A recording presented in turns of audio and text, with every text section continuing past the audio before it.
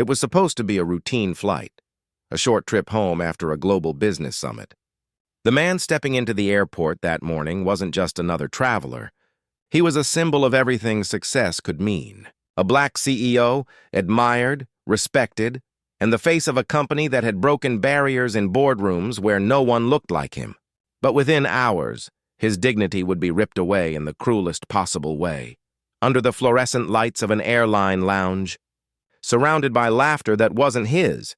They said it was just a joke. They said he shouldn't take it so seriously. But when that electric razor buzzed through the air, and his hair, the same hair he'd worn with pride, fell to the floor, the world around him froze. Cameras were rolling. Passengers were watching. And yet no one moved. To some, it was entertainment. To others, a humiliation too painful to witness. But for him, it was a lifetime of silent battles boiling into one unbearable moment. He had faced racism before, in whispers, in boardroom stares, in the way security guards looked twice at him in his own company's lobby. But this time, it was public, broadcasted, mocked. A man stripped not of his title, not of his wealth, but of something far more sacred, his humanity. The staff thought they could laugh it off. The airline thought it could issue an apology and move on. But they had no idea who they had touched, or the storm that would follow, because sometimes the smallest act of cruelty doesn't end with embarrassment. It ends with the collapse of an empire. And as the headlines spread, as lawyers lined up and as entire communities rose in outrage, one question echoed louder than the rest. How far does a joke have to go before the world finally calls it what it truly is? Racism. This is the story of the man who turned humiliation into justice, and of an airline that thought it was untouchable until the truth shaved its power away. The moment that began as a joke became the day an empire fell. Before the world knew his name, before the headlines and the outrage, Elias Carter was simply known as the man who made it. Born in a small town outside Atlanta, he grew up with nothing but the sound of freight trains and his mother's voice reminding him, "You'll have to work twice as hard for half as much, but you keep working anyway." And he did. From scholarships to sleepless nights, from a beat-up laptop in a dorm room to signing million-dollar deals, Elias climbed every rung on the ladder no one expected him to reach. By 43, he had become the CEO of a multinational logistics firm, one of the youngest and few black executives in the industry. He was the kind of leader who shook hands with presidents, sat on advisory boards, and donated anonymously to schools in the same neighborhood he'd once called home. His employees described him as sharp but kind, a man who could walk into any room and instantly command attention, not because he demanded it, but because he'd earned it. He traveled constantly, New York, London, Tokyo. But this particular trip was personal. The company had just secured a massive partnership with an Asian airline, and Elias was returning home after a long week of negotiations. He was exhausted but satisfied. The deal meant hundreds of jobs back home, an achievement that would have made his mother proud. He called her that morning just before heading to the airport. She told him to get some rest, and as always, to stay humble. The airport was like every other. Bright lights, constant announcements, and travelers moving in a synchronized blur. Elias wore his usual understated look, tailored gray suit, polished shoes, and a calm confidence that came from years of carrying both excellence and expectation on his shoulders.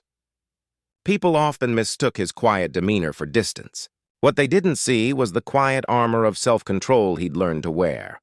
Because no matter how successful he became, the world still found ways to remind him who it thought he was. He'd grown used to the small things, the way security officers checked his ID a second longer than others, or how flight attendants sometimes assumed he was in the wrong boarding group. He'd learned to smile through it, to let it go, to pick his battles, because success, he thought, was the best revenge. That morning, as he waited in the VIP lounge for his connecting flight, he scrolled through emails, reviewed a few pending contracts, and ordered black coffee. No sugar, no cream. He liked things simple, clean, controlled. Around him, a few passengers were laughing over drinks, and a group of airline staff moved between tables, chatting with guests. Everything was normal until it wasn't. At first, he didn't even notice them, the three airline employees in uniform whispering and pointing from across the room. He was too focused on his tablet, replying to a message from his assistant about an upcoming investor meeting. But then he heard it. A faint laugh, followed by a phrase that caught his attention. Bet it'd look better shaved. He didn't turn around immediately. Years of experience had taught him to choose silence over reaction. Still, something about their tone, mocking, casual, almost rehearsed, made his stomach tighten. He brushed it off, thinking maybe he'd misheard. Maybe they weren't talking about him. But when the laughter grew louder, when he saw one of them holding up an electric razor, clearly part of some staff game or prank, he felt the unease spread. It wasn't fear. Not yet. It was the familiar discomfort of being watched for the wrong reasons. He tried to focus on his work again, but his hands trembled slightly. The buzz of the razor echoed faintly, and for the first time in years, Elias felt like the boy from Atlanta again, the one who had to straighten his back before walking into a classroom, just to look less defiant. A soft chime announced boarding time. He gathered his things, relieved to leave the lounge behind. But as fate would have it, that was just the beginning. At the gate, one of the same employees stood smiling, scanning tickets. Elias offered a polite nod, but the look he received in return wasn't one of professionalism. It was the kind of grin people give when they think they're in control. Minutes later, on board, he settled into his business class seat. The hum of engines filled the air, the cabin lights dimmed, and the world seemed peaceful again. He didn't know that a few rows back, those same employees were planning what they thought would be a funny moment to lighten the crew's mood before takeoff. It had started as a dare. Something whispered during a break. "Let's see if we can convince the fancy guy up front to let us shave a line. Say it's a safety inspection thing." They laughed. It was absurd, cruel, and yet no one said no. Elias, meanwhile, closed his eyes, unaware that he was about to become the center of a story that would explode across the world. He thought about home, about his team waiting to celebrate his success, about the speech he'd give next week on diversity in corporate leadership, a topic he lived every day. But what he didn't know was that by the time that plane landed, he wouldn't just be giving speeches about diversity. He'd be fighting for something far greater, his dignity and the right to be seen as more than a spectacle. Somewhere in that same airport, a camera lens was already being wiped clean. A young worker, a trainee, was told to make sure to record the fun. He hesitated, sensing it wasn't right, but fear kept him silent. After all, these were his superiors, and in that silence, the first domino fell, because the cruelest moments in history often begin not with hate, but with laughter that no one dares to stop. Hours later, that laughter would echo across newsrooms, boardrooms, and courtrooms. But for now, it was just another day, another flight, another man believing he was safe in a world that still hadn't learned how to respect the very people it celebrates. He didn't see it coming. How could he? After all, when you've spent your life proving you belong, the last thing you expect is to be reminded, in front of everyone, that some people still think you don't. And as the plane taxied toward the runway, with cameras ready and smirks forming behind polite smiles, Elias Carter's world was about to shift from the calm of success to the storm of humiliation. A storm that would soon tear through an entire airline, because sometimes all it takes is one act, one moment of arrogance, to awaken a truth the world can't ignore. The flight hadn't even taken off. And yet, for Elias, it was already crashing. The hum of the cabin settled into a near silence as the aircraft idled at the gate. Lights low, aisles clear, the world suspended in that strange calm before a journey begins. Elias steadied his breathing and tried to will his mind toward rest. The weight of achievement felt almost physical on his chest. Contracts signed, jobs secured, a week of relentless decision-making finally behind him. He pressed 2 fingers to the bridge of his nose and counted to 5. Outside the window, the wing lights blinked in gentle rhythm. Inside, a different rhythm was building. Small choices. Hurried glances, a current of mischief and malice shaping into something that would not be denied. In the galley, the staff's laughter had changed timbre. What began as a playful energy tightened into an excited edge. A camera phone shifted to a more purposeful angle. An electric razor, once a prop in a private prank, became an object with weight and meaning, buzzing softly like a warning siren ignored. The young trainee hesitated at the threshold, eyes flicking between supervisors, the way a bird reads wind before flight. There was a sense that a line had already been crossed and could not be found again. When the first request was made, it masqueraded as routine. The language of procedure softened the edges of something wrong. Elias rose from his seat because he had been trained, by life, by business, by the invisible code of survival, to cooperate, to remain calm, to bend rather than break. He followed to the lounge because people in uniforms asked him to, because hundreds of flights had conditioned him to obey systems, because politeness could be armor. He set his carry-on down where they indicated, the leather brushing a thin carpet that would soon be littered with pieces of his private self. The razor sang to life with a bright, indifferent buzz. The room seemed to tilt. Passengers nearby paused mid-sip and mid-sentence. The air thinned. Elias felt the phantom memory of childhood taunts and adult microaggressions compress into a single point behind his breastbone. He did not flinch. He did not speak. He anchored himself to the floor with the discipline he had learned from every closed door he had ever pried open. When the first strip of hair fell, it was small, an almost delicate curl against the carpet. The second fell heavier, like a verdict. The camera tightened its frame. Laughter arrived in short bursts, then longer waves. Inside Elias, a hot pressure rose from stomach to throat. He breathed through it. He stood still. He understood, with clinical clarity, that this moment would not stay contained in this room. The humiliation did not end when the razor clicked off. It traveled. It clung to sleeves and smiles, to the casual shrug of staff returning to duties, to the polite brightness of boarding announcements that pretended nothing had happened. He re-entered the cabin altered in ways the mirror would not capture. As he fastened his seatbelt, he felt the bruise of invisibility bloom, how people could look through a man and still see a spectacle. The plane pushed back from the gate. The pilot's voice murmured from above, smooth and distant. A small tremor ran through the fuselage as thrust engaged. Above the clouds, the world turned silver and cold. Below the clouds, phones began to ping. The video appeared first in a private group chat. Someone captioned it with a string of laughing faces. Another forwarded it to a friend who worked in media, curious if this sort of thing happened often in first class. The trainee watched the views tick upward. Each number was a pulse. He placed the phone face down and stared at the reflection of his own face in the metal of a coffee urn. He knew he had done something wrong. He also knew that the wrongness was not solely his. Compulsion had the taste of fear and belonging. He swallowed hard and retrieved the phone. By the time the plane leveled out over a field of cloud, the video had crossed a threshold. It moved beyond jokes and into friction. A few words, plain, brutal, unadorned, attached themselves to the pixels: racism, humiliation, assault.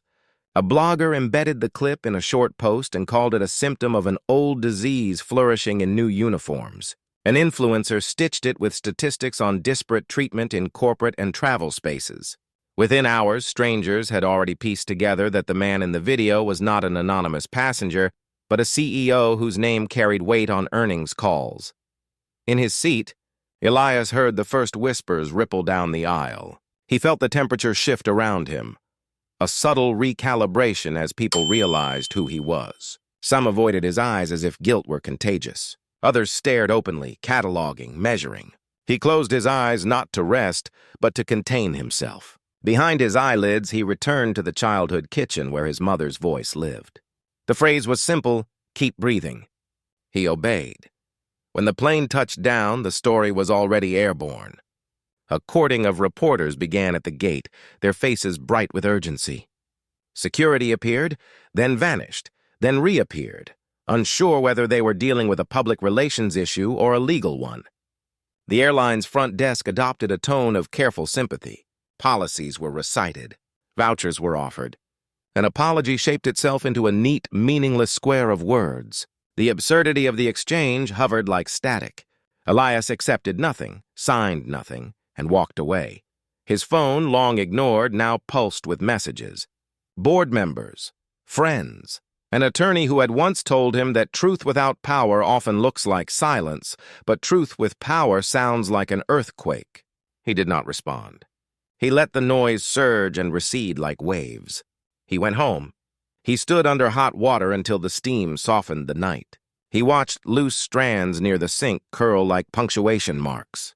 Then, slowly, he began to gather them into a plan. The first official statement from the airline arrived before dawn. It was thin and antiseptic. It referred to the incident as a misunderstanding. It invoked humor without intent to harm. It called the video partial context. It emphasized commitment to diversity with the sterile confidence of a brochure. The words did not land. They skidded and sparked. Comment sections filled with the sharp sound of disbelief. Former employees added their stories, small cuts they had learned to cover with long sleeves. Frequent flyers described patterns that now felt visible. Each testimony was a filament added to a growing circuit. Electricity gathered. A civil rights organization requested a meeting by mid-morning. A legal consortium drafted a letter lined with precedents and statutes. A journalist, long wary of chasing virality, noticed that this story felt less like a flare and more like a fuse. A data researcher threaded together complaint records and flight logs. A union representative, reading messages from frontline staff, sensed both fear and fury. People who knew Elias from boardrooms and charity galas reached out in quiet solidarity, and people who had never heard his name before pressed share again and again, because they recognized a posture and a pattern that transcended one man. The airline responded with a second statement. It named training sessions and listening tours and task forces. It did not name responsibility. It suggested that an internal review would clarify facts. It implied that if any line had been crossed, it had been crossed in ignorance. The language landed with the brittle sound of glass. The public heard blame without accountability. Meanwhile, a photo surfaced. 3 staff members holding the razor in a backstage corner, faces flushed with the adrenaline of rule breaking. The caption was flippant. The image was devastating. Elias watched all of this unfold from his kitchen table. He placed his hands palm down on the wood and felt the grain under his skin. He imagined the millions of black travelers who had learned to brace themselves at checkpoints, to moderate tone, to shrink and shine at once. He imagined younger versions of himself, watching the video and learning new fear. The anger he had kept at a low simmer for most of his life rose and found edges. He set a hard boundary around it. Then he picked up the phone and made 3 calls. The first call went to a legal team with expertise in civil rights and corporate misconduct.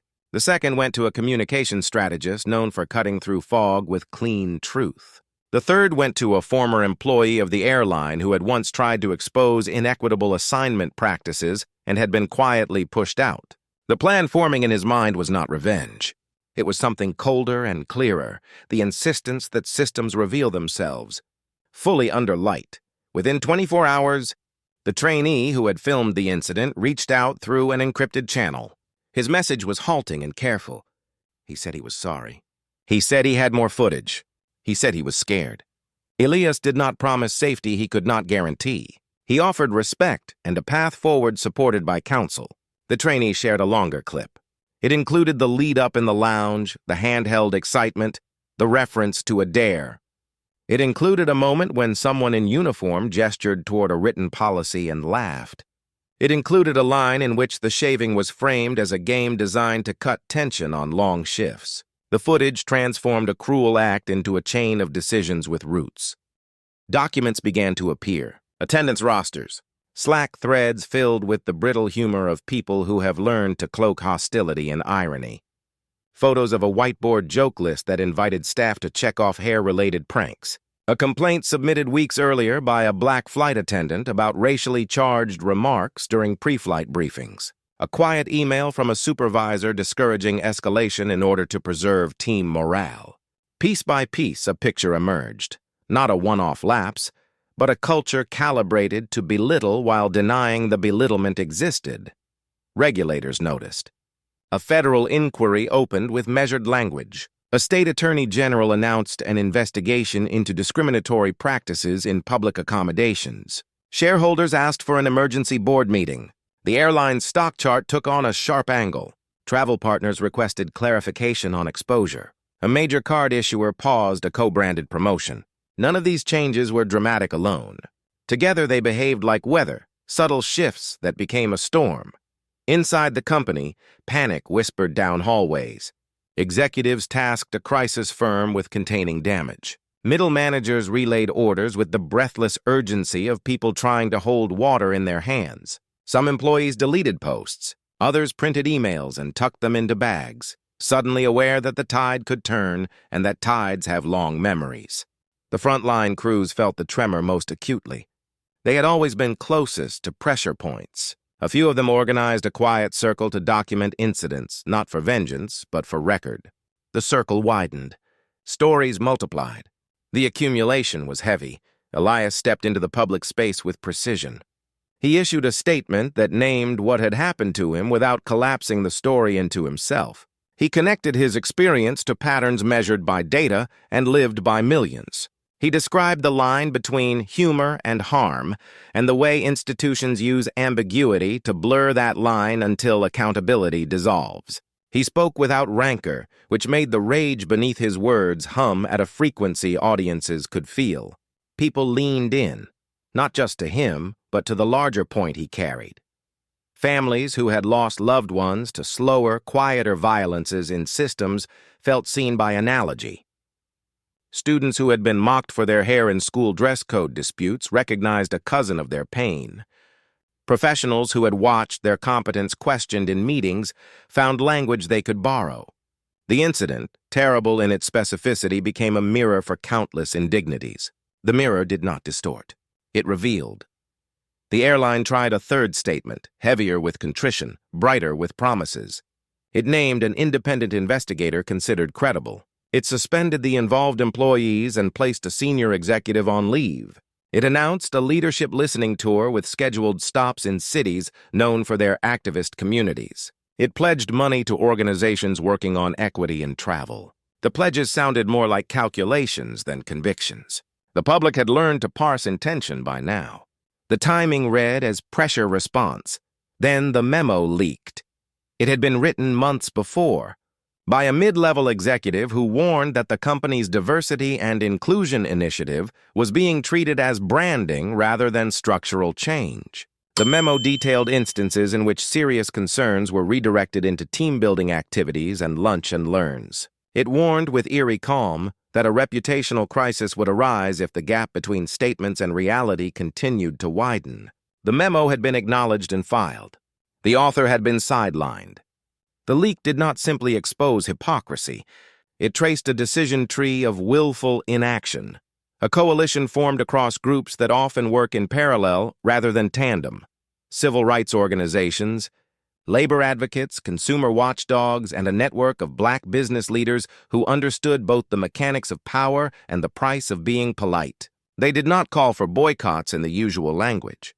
They called for structural remedies with deadlines and enforcement teeth. They demanded reporting lines that bypassed the old guardians. They proposed tying executive compensation to measurable equity outcomes.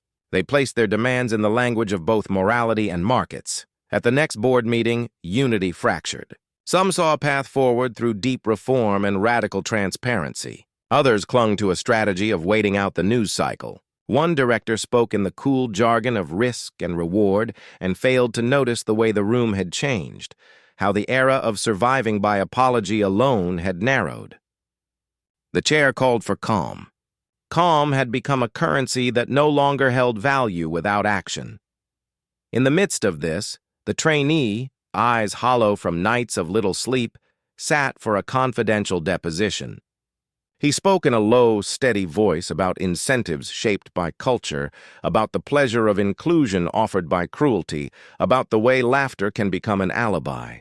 He told a simple story. He had wanted to belong. The attorneys, trained to ask precise questions, paused at the end.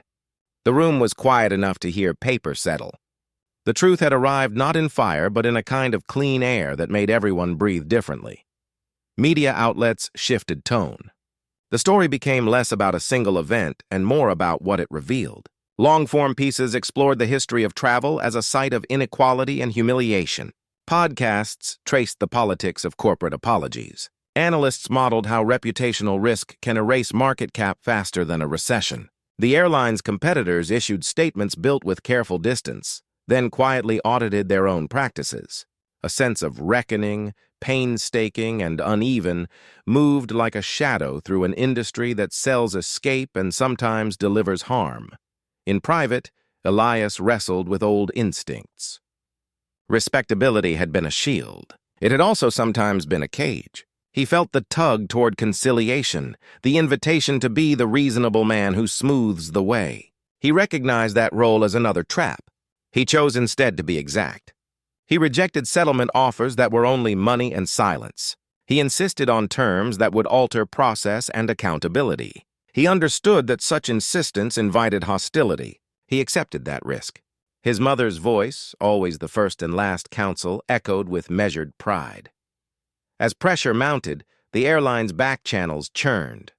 A rival group within leadership drafted a contingency plan that involved divestment of a regional subsidiary to signal seriousness. Lawyers reading ones warned that symbolic acts would not satisfy regulators. Activists planned a day of action at major hubs, coordinated so that the choreography of dissent mirrored the choreography of travel. Investors floated the idea of leadership change. The chair told colleagues that the company needed a single decisive action that would silence the storm. At dawn, an internal email went out to all staff.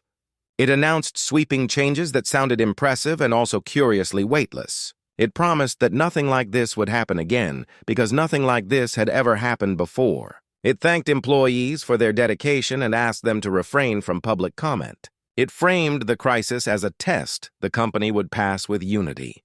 In break rooms and crew lounges, people read the email and looked at one another with the blank faces of those who have learned to speak only in safe spaces. The day of action arrived. It unfolded not as chaos, but as choreographed grace. Travelers carried signs that named dignity as a right. Elders wore Sunday shoes and sat in quiet lines that blocked no gates and drew every eye. Pilots nodded as they walked by. A child handed Elias a note written in careful pencil that said he was brave. He tucked the note into his wallet beside a photo of his mother's hands. The crowd's chant was not a chant. It was a hum that filled the terminal until even announcements sounded different.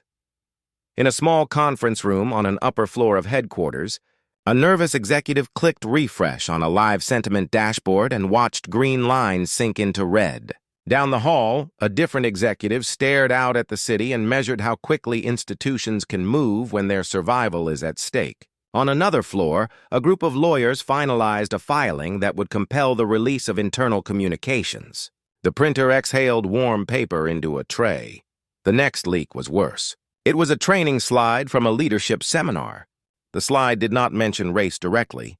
It offered coded advice about handling high-profile customers who might be sensitive to treatment. Beneath its polite phrasing, the logic was corrosive. It suggested escalation pathways based on perceived tolerance for offense. The internet read it correctly in 2 seconds. The company had built a system for predicting who would accept humiliation. The system had been wrong about Elias. At home, he reviewed affidavits late into the night. He paused sometimes to stare at his reflection in the dark window, the city lights behind him, his hair shorter now, but growing back on its own schedule, unbothered by human cruelty. He thought about cycles, the way harm repeats until interrupted. He thought about time, the slow pace of reform and the suddenness of collapse. His phone buzzed again. His attorney informed him that regulators were moving faster than expected. A recommendation had been drafted for a rare sanction seldom used in modern times. The scale of it would change everything. Just before midnight, a court filing landed. It described the incident in the precise grammar of law. It described the pattern with the cold poise of evidence. It requested remedies that rose above apology. It named the cost of dignity stolen in public. each paragraph stacked on the next until the motion felt less like paper and more like a weight pressing down on a hollow structure. Somewhere in the company's tower, a light went off and did not come on again. The world did not pause. It never does. Flights took off. Babies cried. Coffee spilled. Meetings ran long. And yet, underneath the dailiness of it all, a shift had occurred. People who had once shrugged at such stories adjusted their posture. Those who had normalized lesser harms recognized that they were kin to greater ones. The company's brand, once a sheen, now reflected something it could not control. The mirror was not kind. It was truthful. At dawn, Elias stood at his window and watched the city wake. He felt fear as any man would. He also felt something steadier than anger and sharper than grief. He felt resolve. The day would bring statements and counterstatements, motions and countersuits, sympathy and vitriol in equal measure. He would return to offices and microphones he had not sought. He would tell the story again and again because repetition is how truth overcomes spin. He would carry both the honor and the burden of becoming a symbol. He would do it carefully, with the knowledge that symbols can be used and discarded. He would stay human. The airline's board convened in emergency session. Numbers were presented. Charts told a story of erosion. The chair asked for proposals. Silence settled, then arguments rose, then proposals fractured. Outside the glass, a camera captured the reflection of the building, and in that reflection, people could see themselves. The question sliding under every sentence was not about survival alone. It was about worth. By mid-afternoon, a regulator's announcement sent a shock through markets and terminals and screens across the country. The sanction recommended was extraordinary. It hinted at revocation. It cited a pattern of discriminatory practices incompatible with public service obligations. It drew a line where corporations prefer fog. It said, with bureaucratic calm, that dignity is not optional equipment. News crews clustered on sidewalks. Employees checked messages with trembling hands. Travelers looked up at departure boards as if boards could tell moral stories. Elias sat very still and let the information sink into muscle and bone. The arc had bent, not by miracle, but by the stubborn work of evidence and solidarity. He did not celebrate. He exhaled. The company released yet another statement. It was longer, more emotional, stripped of corporate varnish. It named individuals and begged forgiveness. It invoked history with a solemnity that sounded borrowed. It pledged to fight the sanction because fighting was the only stance it knew. Shareholders watched the price slide further. Partners drafted exit clauses. The ground continued to shift. As evening fell, the trainee walked past the lounge where everything had begun. The carpet had been replaced. The light was kinder. The mirrors had been polished. He stood for a long time. He understood that his life had been altered by a choice made in a moment of wanting to belong. He also understood that belonging purchased by cruelty is counterfeit. He turned away and walked toward a future he would have to build from scratch. Night returned the city to neon and silhouette. In thousands of homes, people watched clips and read threads and argued across tables about justice and overreach and what laughter can hide. In one home, a mother placed her hand on a photograph of her son and whispered a prayer of thanks that he had learned to breathe through storms. In another, a child braided a doll's hair and decided she would never let anyone cut it without her permission. Small decisions accumulated. That is how cultures change. The last thing Elias did before sleep was to place the child's note back into his wallet. He slid it behind a credit card as if courage could be charged as needed. He lay down and let the day dissolve. He did not know what tomorrow's headline would be. He did know that some empires fall not with explosions, but with a series of quiet truths laid end to end until the weight is irresistible. Morning would come. The decisive hearing would convene. The company would either reckon or refuse.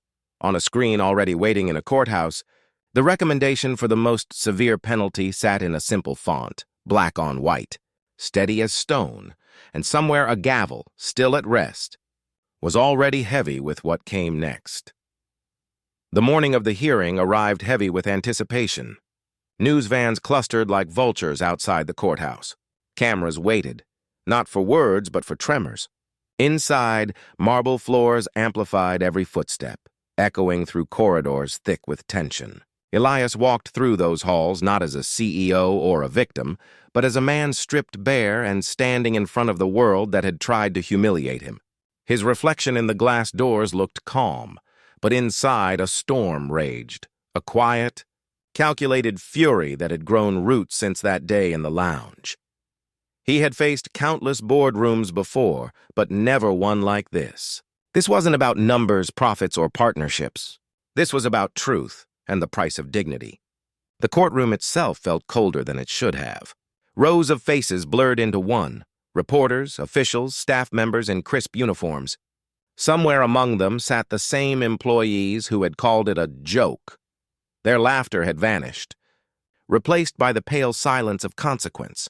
When the proceedings began, the Airline's counsel spoke first, measured, polished, and desperate. They called it an unfortunate misunderstanding, a momentary lapse in judgment. They wrapped cruelty in corporate language, trying to make it sound like a clerical error. But the world wasn't fooled. The razor had cut deeper than hair. It had cut through the illusion of progress. Then, it was Elias's turn.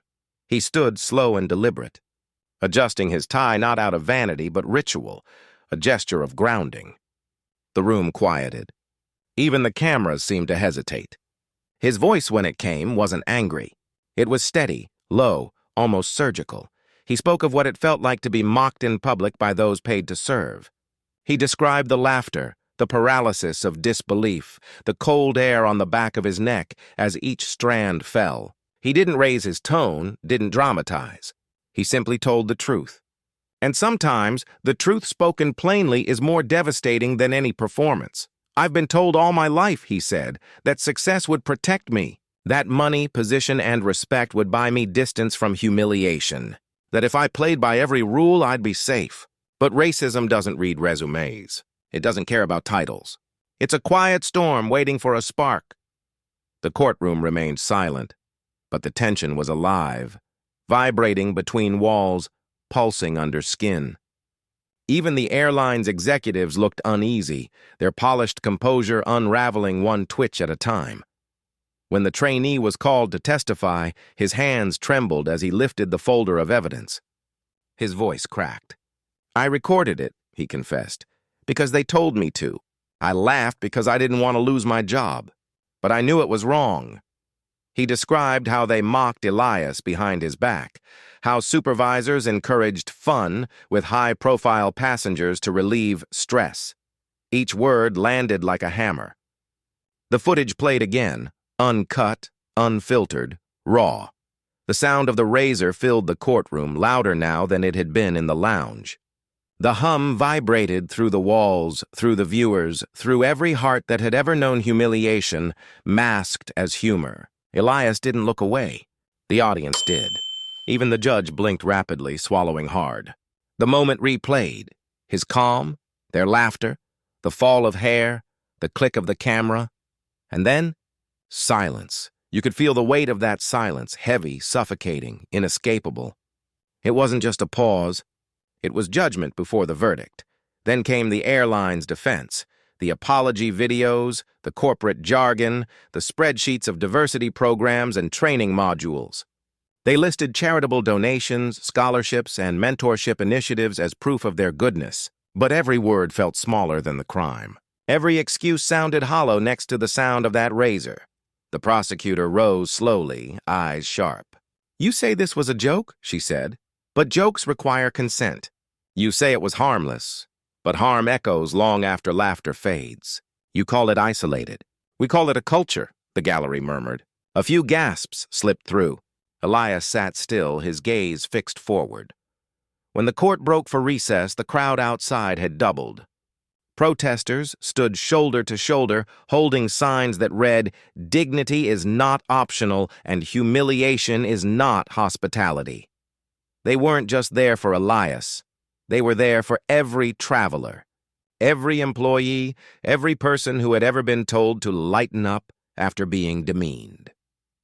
Inside, the airline's board huddled with lawyers, whispering panic into legal pads. Stock prices were plummeting in real time. Their empire, once untouchable, now stood on the edge of collapse. But the true reckoning was yet to come.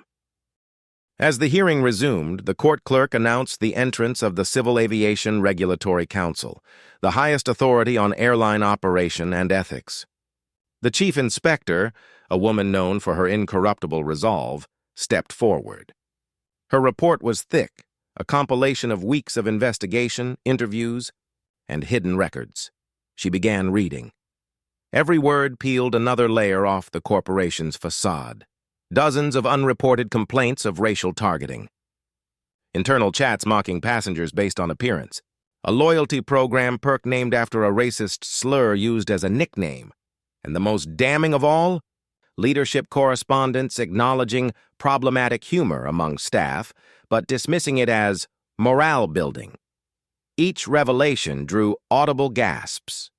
The executives' faces drained of color. The courtroom was no longer a room, it was a reckoning ground. Elias closed his eyes. Not in victory, but in disbelief, because even he hadn't realized how deep the rot ran. When the inspector finished, she turned to the judge and said, "This was not a mistake. This was not an accident.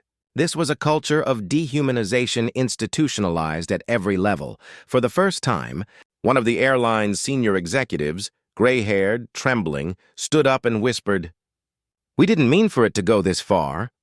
Elias looked at him, expression unreadable. 'It always goes this far,' he said softly.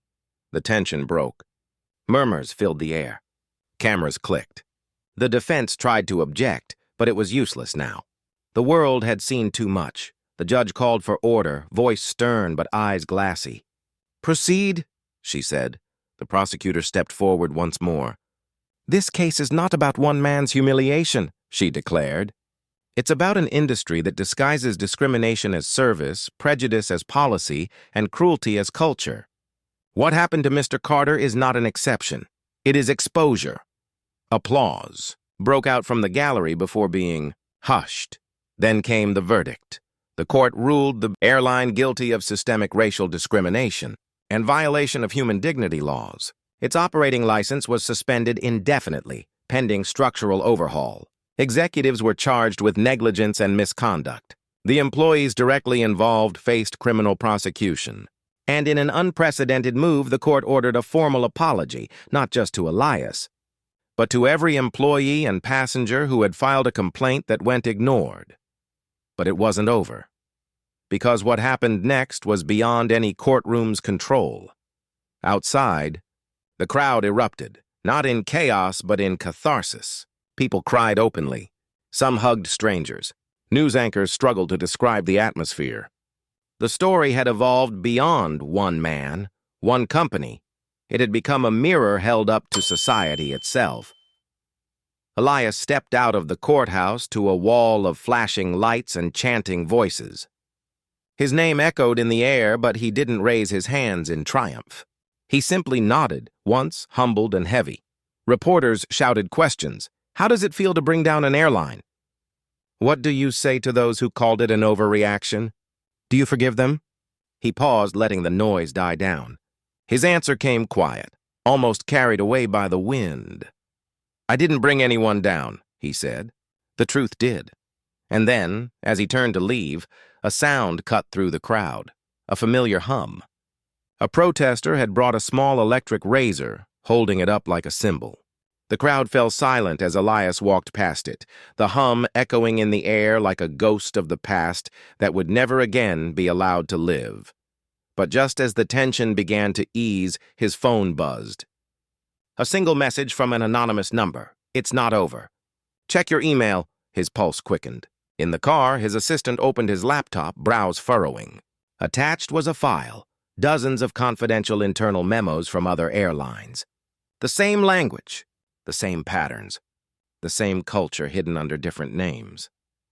Elias exhaled slowly. The war wasn't over. It had only begun. He stared out the window at the skyline, a city glittering with glass towers built on invisible hierarchies. In his reflection, he saw two versions of himself, the man who was humiliated and the man who refused to stay silent. Both had survived. Both were needed.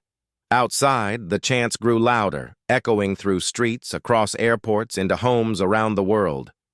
What began as a single act of cruelty had become a movement, one that demanded not vengeance, but transformation. And yet, beneath the roar of change, there was still an ache, a reminder that progress often comes only after pain. As the car disappeared into traffic, the camera of the unseen world lingered on the courthouse steps, where strands of hair still lay caught between tiles, invisible to most, but heavy with meaning, because the razor may have been switched off, but its sound still echoed in boardrooms, in laws, in conscience. And the question that started it all still hung in the air.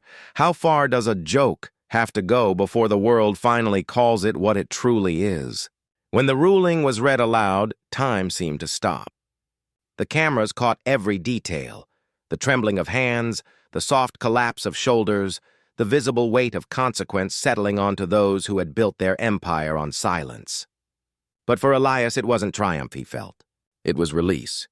The kind that comes not from victory, but from truth finally being seen after years of pretending everything was fine. As he stepped outside the courthouse, the sunlight hit him differently, warm, steady, and real. The chants from the crowd swelled in waves, echoing across the marble walls. "Dignity is not a privilege," they cried. He looked at them, not as a hero, but as a man who had simply refused to bow. For days, headlines covered every angle.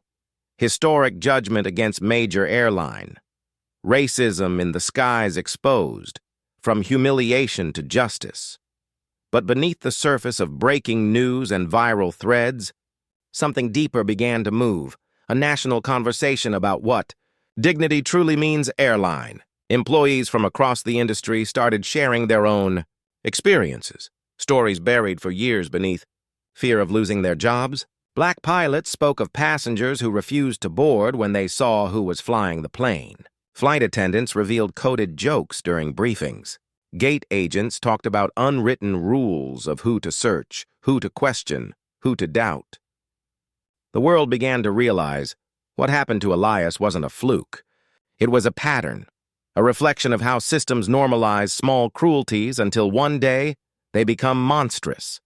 The airline's leadership resigned one by one. A new board was formed, not from the same polished executives, but from those who had once been silenced, employees, activists, and advocates with scars of their own.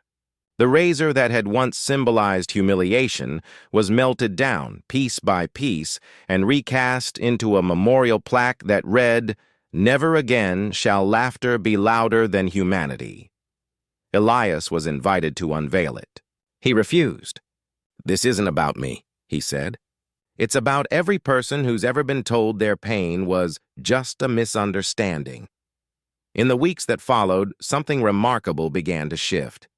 Legislators introduced bills that strengthened anti-discrimination enforcement in service industries. Schools used Elias's story as a case study on ethics and accountability. Major corporations re-examined their culture audits, realizing that bias training meant nothing without structural change. But for Elias, the world remained quieter.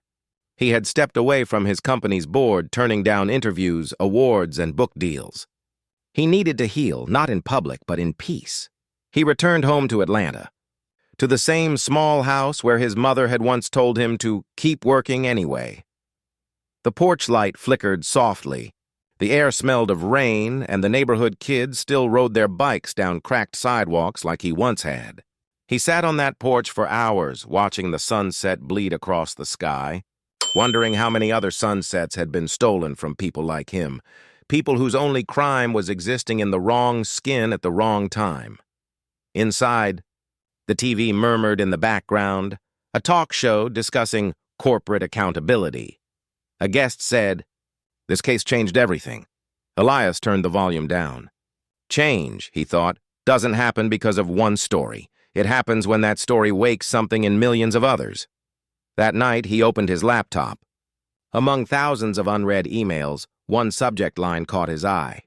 "You don't know me, but your story saved my life." It was from a young black woman, a law student who had almost given up after being humiliated during a job interview. She wrote that seeing Elias stand tall reminded her that dignity was not something granted. It was something you refused to surrender. He read it twice, then a third time, and for the first time in months he smiled. The movement that had begun with a single act of cruelty had become something larger, messier, louder, but unstoppable. Protests became policy. Conversations became commitments. People started noticing small things: how they spoke to servers, how they judged strangers, how they laughed at harmless jokes. Awareness began to seed accountability. Still, there were those who pushed back. Commentators called the ruling too harsh. Some said the world had become too sensitive. Others defended the employees as victims of cancel culture. But the noise of denial couldn't drown out the truth anymore. The footage had done what years of reports couldn't. It made people feel, and once people feel, they can no longer pretend they don't know. Months later, Elias agreed to one interview, a live discussion for a documentary titled The Cost of a Joke. The studio lights were bright, but his tone was calm. The interviewer asked him, "Do you forgive them?" He thought for a long moment before answering.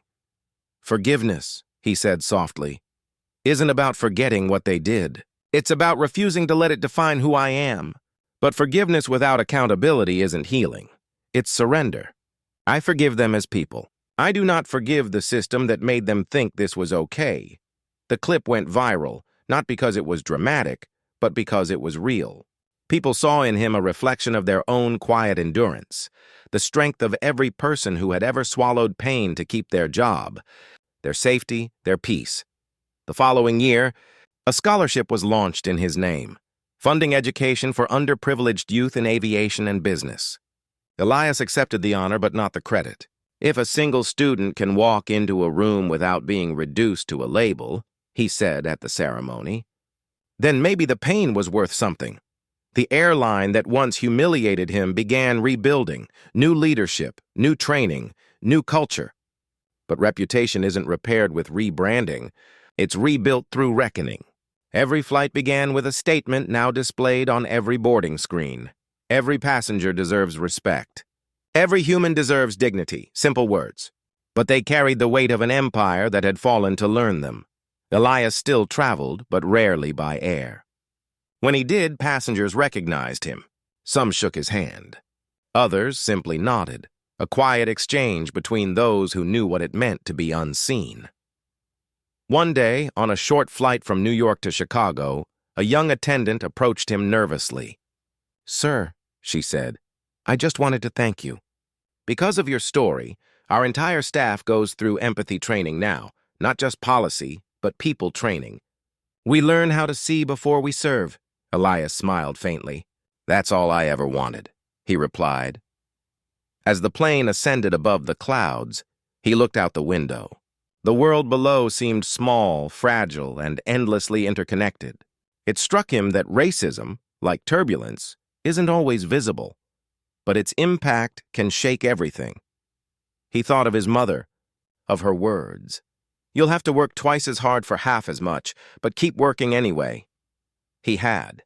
And maybe, in some way, that persistence had cracked open a new sky for others. Months later, the United Nations invited him to speak at a global summit on human dignity in modern workplaces. Standing before leaders and delegates, he didn't give a speech filled with corporate terms or political diplomacy. He told a story, his story, but not for sympathy, for change. He described how humiliation isn't just a personal wound, it's a social weapon. How laughter at someone's expense doesn't end when the room goes silent. It echoes in policies, in opportunities denied, in futures rewritten. He ended with one line that silenced the entire hall. "Racism doesn't always wear hatred, it often wears a smile." The applause that followed was thunderous. But Elias didn't smile. He simply nodded, knowing applause fades, but awareness, if nurtured, can grow roots. In the years that followed, the story of that day in the lounge became part of history textbooks, documentaries, and ethics courses. Not as a tragedy, but as a turning point. Airports worldwide adopted new equality standards. The tourism industry launched a code of dignity for all travelers. Slowly, the air began to clear, but progress was fragile. Elias knew it. One case doesn't erase centuries of injustice. One victory doesn't dismantle a culture overnight. Yet he believed in the ripple, the way one act of courage can awaken thousands more. He once said in an interview, "Change doesn't begin when we see injustice.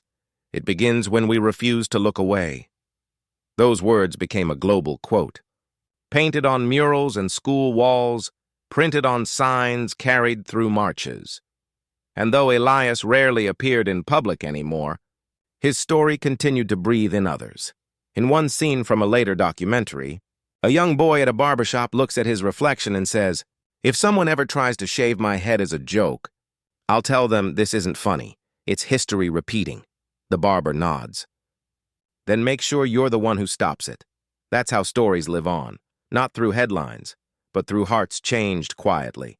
As for Elias, he grew older, grayer, gentler. The fame faded, but the lesson remained. Every so often, he'd receive letters from strangers, students, activists, even flight attendants who once worked for the same airline. Each letter carried the same theme: "You made us see." And he'd always write back, in the same few words, "Then promise me you'll keep others from going unseen." Years later, standing on that same porch in Atlanta, he watched a new generation walk by, kids of all colors, laughing together, their laughter innocent, not cruel. He realized something profound. Perhaps the goal isn't to erase pain, but to build a world where it never needs to be repeated. As the camera faded out, his voice narrated the final lines, steady, reflective, human. Some people say time heals everything. I don't believe that. Time doesn't heal, truth does. Justice does. Courage does. The world didn't change because I spoke up. It changed because millions refused to stay quiet after me. That's what it takes. One voice to light the match, and 1,000 more to keep it burning. He paused. "Because silence," he said, "is what built this, and truth is what will finally tear it down." The screen darkened. Soft music swelled beneath a simple text that appeared across the black. Dignity isn't given.